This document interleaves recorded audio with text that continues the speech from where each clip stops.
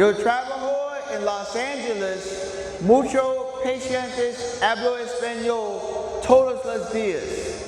Muy importante, hablo español.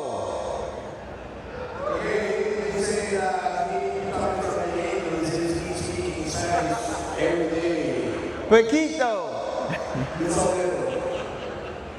But listen, today we're going to talk about something very important that can take your life.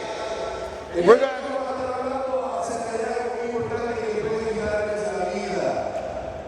going to talk about heat injuries.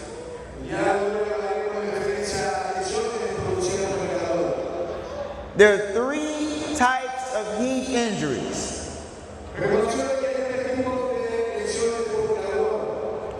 The first heat injury are called heat cramps. So if you're outdoors during the most heated times of the day, you have to worry about heat cramps.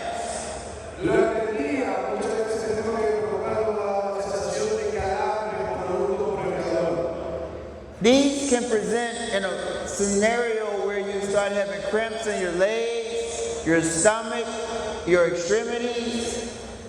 And the best thing to do is just listen to your body.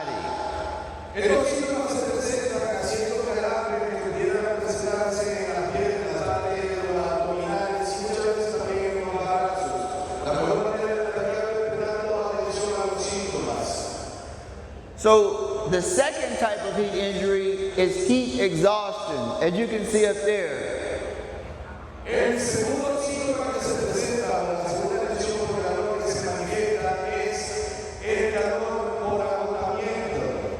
So if you're suffering from heat exhaustion, you might have symptoms such as profuse sweating, feeling tired, maybe a little bit dizzy.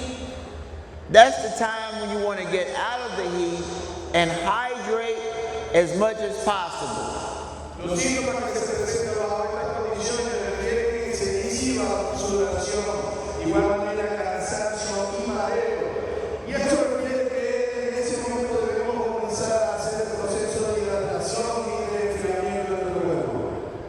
And at that point, you want to let your safety officer know what's going on so they can monitor you and get you into a cooler environment.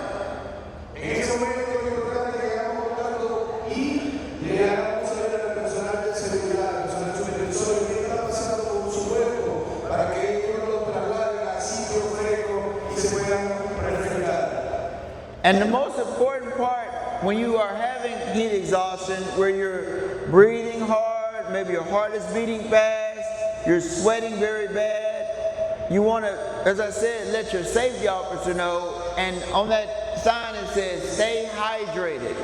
Drink a lot of water before you go out, while you're out. And if you're having heat exhaustion, you want to drink water while you're in a cooler environment. Bajo estas condiciones pudiera suceder que su respiración se acelere de igual manera el ritmo de la vida como se acelera y tenemos ciertos síntomas corporales.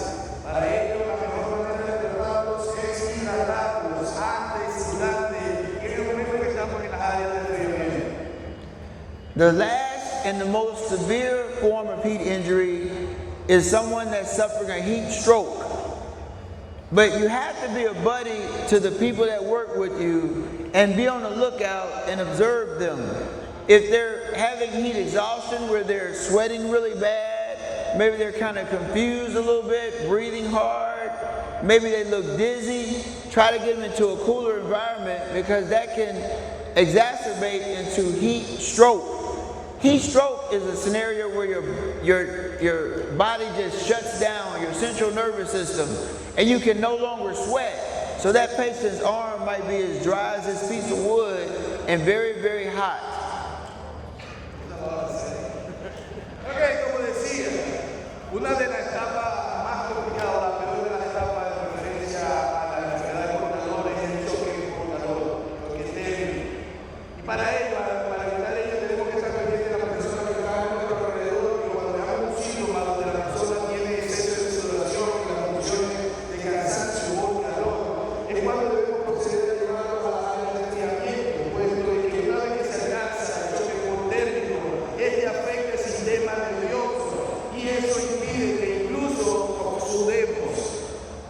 So the individual that's suffering the heat stroke, as I said, they're no longer sweating, and in most cases they have an altered level of consciousness, meaning they could be unconscious.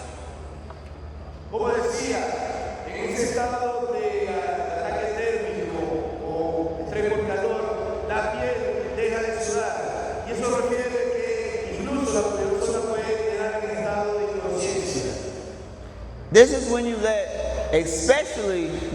let your medical representative know what's going on with your buddy, because he probably can't speak for himself. En ese momento es cuando es importante hacer contacto con el personal médico, debido a que si la persona está inconsciente no puede comunicarse por sí mismo. It's very important that that individual be taken to the emergency room immediately, because that's considered a medical emergency.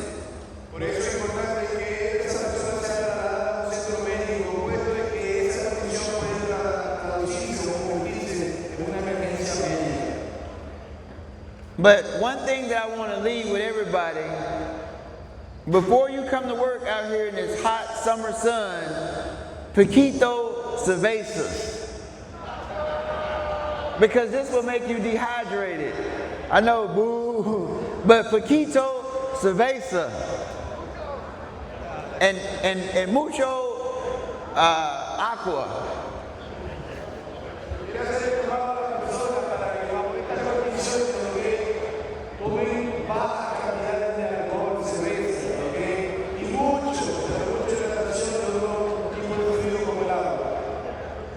I appreciate the opportunity to speak with you all today, but I want everybody to take it very seriously.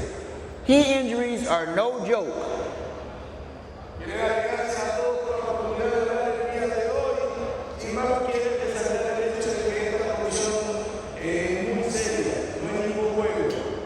So, as I said before, watch your buddy. If they're acting like they're suffering a heat exhaustion or symptoms of a heat stroke, get them out of the heat. Como dice, es importante prestar atención a lo que nuestro cuerpo nos está avisando de los síntomas corporales. Si alguna persona tiene señal de cansancio por estrés o choque por calor, es importante que lo llevamos fuera del calor. Thank you very much. Gracias a todos. Hey, thanks, man. That's it? You don't have any more?